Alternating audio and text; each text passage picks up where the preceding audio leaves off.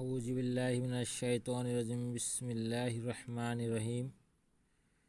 সকল প্রশংসা সে রব্বুল আলামিনের, যে রব্বুল আলামিন আমাকে এবং সকল মানুষকে সৃষ্টি করেছে।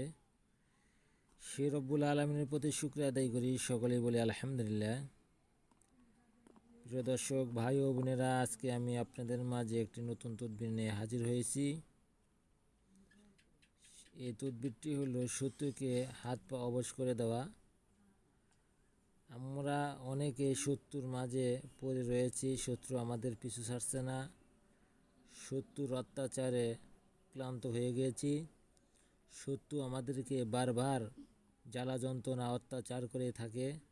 সেই সকল শত্রুদেরকে সাজা দেওয়ার জন্য, বোঝানোর জন্য আজকে যে তদবিরটি নিয়ে হাজির হয়েছি, এই তদবিরটি সকলেই করতে পারেন, কিন্তু জায়েজ কাজের জন্য, না জায়েজ কাজের জন্য এই তদবিরটি একদম হারাম।